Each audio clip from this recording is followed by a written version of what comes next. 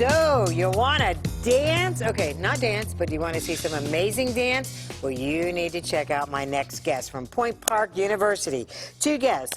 Garfield Lemonius is the chair of the dance department as well as associate professor at Point Park, and Kiki Lucas is an assistant professor of dance at Point Park. Welcome to you both. Thank you. And not only are we talking dance, we're talking dance of color at Point Park. That in itself is kind of a rarity, which is sad, I think, in 2020. Talk to me about that a little bit. Well, it is, whenever we talk about dances of color or people of color, it's always a heavy topic. So we have to be careful how we navigate this subject, because you never know what lens people are looking through when we talk about such a heavy topic. And, you know, the body is such a measure of culture. Brenda Dixon Godchild, who is one of our guests who will be coming for Black History Month at Point Park University, she recognizes that in order to truly understand the dancer on stage, you cannot separate the dancer from what they look like. And because the body is a true measure of culture, she has spent most of her 50 years researching dance, focusing on dancers of color. Okay. Now, what does that mean, dancers of color? For her, she wants to debunk this idea that the body is racialized. Okay.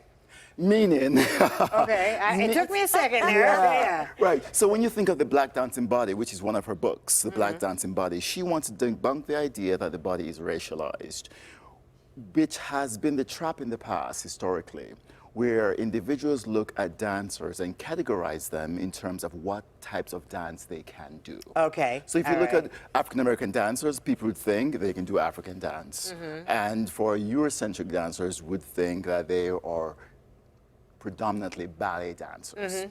So because the body can do everything, we shouldn't look at a particular dancer and think that they are only allowed to do one type of dance. Thing, okay. And if you look at the history of classical ballet, we are trying to move beyond that. Because currently in the US right now, and certainly abroad as well, if you look at some of the companies, most of the dancers in the company are from a Eurocentric background. So in order to move beyond that, we're trying to say that dance is for everyone. Dance is for everyone. And especially in America, where the culture of America came from European descent and African descent originally. It's moved beyond that. Okay. But because of that, those two cultures coming together, dance is influenced by these different cultures. So it's not just one thing, it's a plethora of different things. Which is really life, you know, and sometimes we lose sight of that. So then, Kiki, is that part of what you teach? And I know we have some young dancers here, but I'm guessing that part of then what you guys are trying to teach them is to broaden their horizons in terms of how they view themselves and how they view themselves as dancers. Absolutely. I think every teacher has a different approach on how they bring culture into their classroom.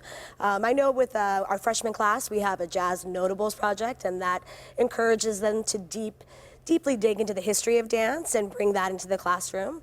I also teach an entrepreneurship class for the dancers, and that is bringing them outside of just the dance studio and encouraging them to broaden their horizons a little bit and know that there's so many other options within the dance world, but not necessarily always having to be on stage.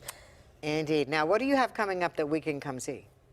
Well, currently we're working on the faculty dance concert, and that performance will be in February. And the dancers are also working on SCP, which is Student Choreographer Project. That will follow the faculty concert.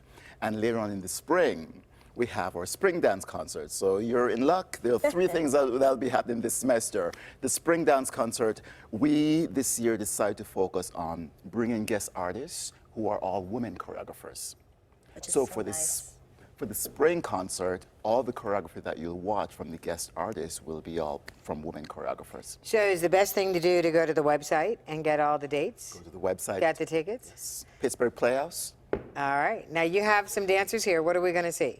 You will see an excerpt from Amy Garner's work that we did actually for our contemporary choreographers concert, which was in October. Awesome. We're going to take a break. We're going to come back and take a look. Sounds great. All right. We'll be right back.